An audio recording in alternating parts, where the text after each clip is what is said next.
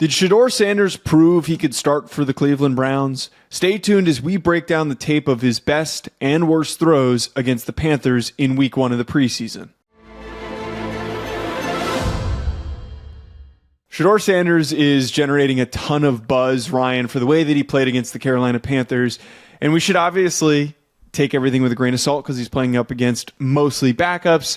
I was still incredibly impressed. I saw a lot of great things from Shedeur Sanders, a lot of the things that were big pieces to his game when he was so productive at Colorado that translated very, very quickly in this first performance. When you watched this game for Shedeur Sanders, in which he went 14 of 23 for 138 yards and 2 touchdowns, what stood out to you? I mean, what stood out was the biggest strengths that we already knew about him, right? And one is that the kid is very smooth as a processor and the ability to get the ball out on time relatively. And that showed up in this game, despite him being a rookie, despite him still trying to find his connection with these players and his timing with the wide receivers and understanding protections up front and what's developing in front of him. He was still on time mostly. But the other big thing, Joe, is, and this shouldn't be a shock to anybody, he's very accurate. Right? Like when he's in time and he's in rhythm and he gets the ball out on time, the ball goes pretty much wherever the heck he wants it to go ultimately, right? So timing, precision, and I think the ball placement overall was very impressive in his first starts in the preseason. With that being said, let's dig into some plays that stood out, and also we've got one that needs to be worked on from his game against the Panthers. All right, let's start with the first touchdown of the day for Shedeur Sanders on a rollout off of play action. You see him rolling to his left against his body, but he has the ability to quickly get his feet set and throws. I think the ball placement overall is just the most impressive part of this throw. It's a back corner throw where you have the defensive back trailing on the wide receiver's back hip, and you also have a defensive back that is trying to fall back into this route as well in front of him. And ultimately, Shedeur puts this in the perfect place, both away from the trailing defender and away from this defensive back that is trying to fall back on this play. Perfect ball placement to find the wide receiver for a huge touchdown for his first ever one on the NFL field. I think the other part about this, too, is just the very clear attention to detail. He's pretty technically refined for a rookie quarterback. You mentioned how he gathers and he reestablishes like a really nice base on this throw. That is something that gets unrecognized sometimes for these young guys that just know how they need to settle themselves before they do throw the ball. And there's a reason why this ball is so accurate. If he's trying to throw this with an uneven base, it might not have been delivered into this insanely tight window. But I just want to freeze frame it right here. When we talk about accuracy and we talk about timing and we talk about why Shedeur is as good as he was as a prospect and why he could earn a shot to start at some point this year, this is in the upper category of what we look for in a quarterback. Not many rookies are going to be able to thread the needle this well and to deliver the ball in that tight of a window. It is hard to time this up as well as he did. Well, I know some people are going to ask, though, next step is with this type of throw in between two defenders like this, is the arm strength to a degree where when defensive backs potentially get a little bit longer, a little bit more reactive, proactive, all those types of things, I think that is going to be one of the cool things to kind of evaluate moving forward as far as him playing against a stiffer level of competition. But against the competition that was on the field against the Carolina Panthers, he made a throw that had a lot of people super excited.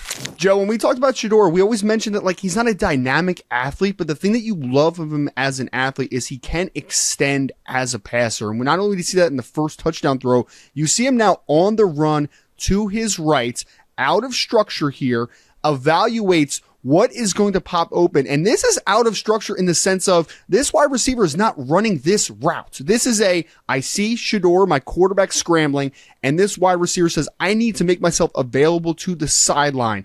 Shedeur shows beautiful touch down the field, is able to put this ball in a perfect spot that allows him to continue his momentum working up the field as well. This is a very difficult throw on the run. Would like a slightly better ball placement maybe toward the sideline, but overall, I mean, just a fantastic play. Yeah, I think the one thing that really stands out to me again is first, his ability to sense pressure. He's got, I was double checking if if number 68 is Lorenzo Thompson, Lorenzo's playing left guard right there. My former teammate is one of the backup offensive linemen for the Browns. But Shedeur senses really good pressure because this lineman is getting completely walked back, and he has to step away. He has to extend the pocket, and then to be able to throw on the run without an established base, it's pretty good accuracy on this throw. He has to layer this over basically one defender, but you've got three bearing down. If this is thrown a little bit too flatly, it could end up getting deflected or intercepted. As you said, you would like this to be put in a little bit better spot, but overall, this is a nice ball that had a lot of people buzzing because it required a lot of difficulty to make it happen. And he can't really step into this throw, obviously, because one, he's on the run, but also two, there's another defensive lineman that is coming down on him. So, this is a pure on the throw, off balance, and I think that touch more than anything. If there's one thing to take away from this play, is that he has the ability to work outside of structure while keeping his eyes down the field, but he also has that touch to be able to layer the ball to a very, it's not an easy placement of this football, and he's able to still put it out and make it look relatively easy. One of the biggest criticisms, Joe, was pure arm strength for Shedeur. Is he able to hit tight window throws? And we see this on this in-breaking route for the touchdown. He is able to, one, evaluate pressure, step up slightly to his right, regain a good platform, and he rifles a football on the inside, and the ball placement's tremendous. You put it away from the defensive back into the soft spot in this zone and ultimately have an easy touchdown here. I love that we saw a little bit of velocity put on this ball because that is one thing that people are going to continue to question. How good of an arm from a pure arm strength perspective does Shedeur have? And he showcased it a little bit on this throw. I keep coming back to the technical side of things where he knows how to reestablish his feet. He's seeing this break open in this window open. It's very quick. The decisiveness and then the reactiveness to quickly establish your base and then get the ball out is something that is very promising. That Shedeur is able to just overall naturally make this happen. And then as you talked about here, accuracy is not fantastic because the receiver has to kind of get underneath it like he's trying to prevent it from hitting the ground. Then he has to get his body underneath it, but he still puts it in a position for his guy to win. That has been the biggest talking point with Shedeur, is that he always knows how to set up his guys to win and to come away with the football. He did it a ton when he was at Colorado.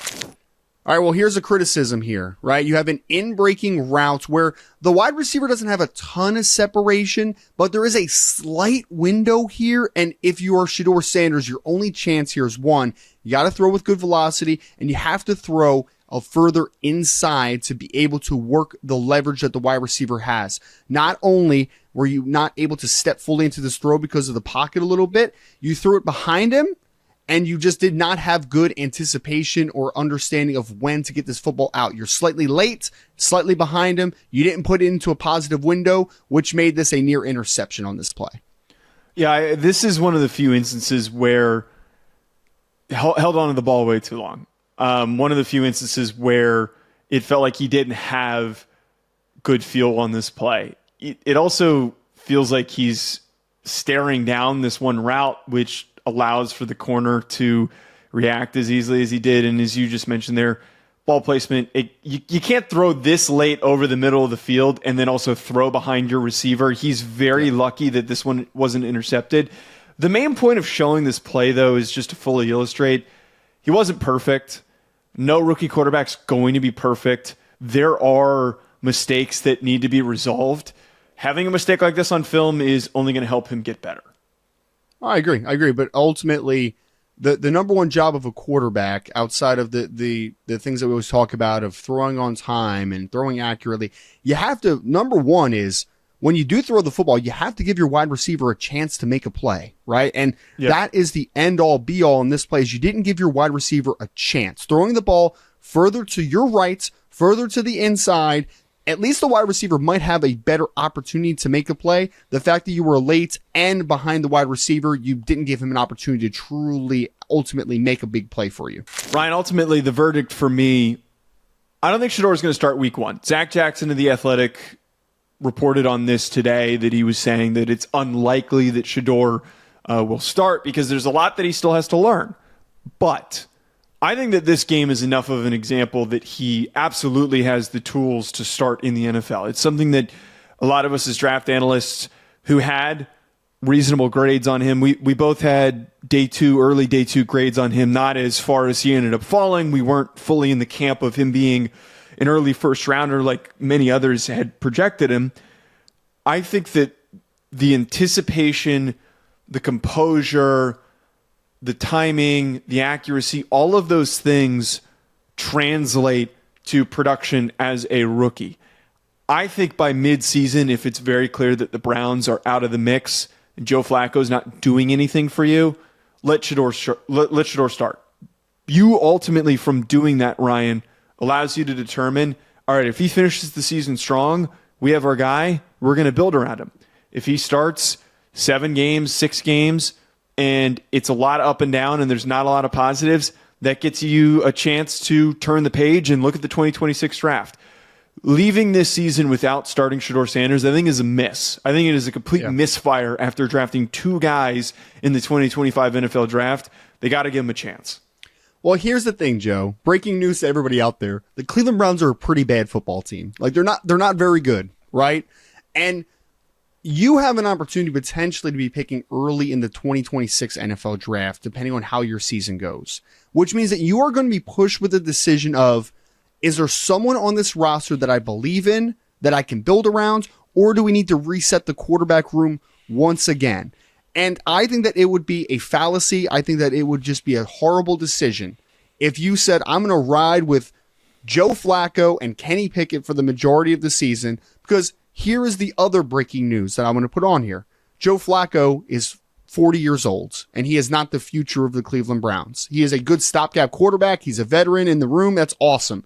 Kenny Pickett, hate to break it to everyone, not the quarterback of the future for the Cleveland Browns. I don't know if Shedeur Sanders is the future of the Cleveland Browns. I don't know if Dillon Gabriel is the future of the Cleveland Browns. But what I do know, Joe, is that you need to evaluate those 2 younger quarterbacks. You need to leave the 2025 NFL season with a tangible understanding of, is Shedeur someone we could build around? Is Dillon Gabriel someone we could build around? Or do we need to reset this? So I agree. I don't even think it's mid-season. I think within the first 5 to 6 weeks, you need to get Shedeur Sanders or Dillon Gabriel or both to a degree on the field to evaluate if they are the guy. I hope that we see Shedeur Sanders sooner than later. If we don't see him until later in the season, I think that is a complete miss once again by the Cleveland Browns. Folks, comment below what week you think Shedeur Sanders could be his first start. Hit that like button and subscribe. We'll talk to you later.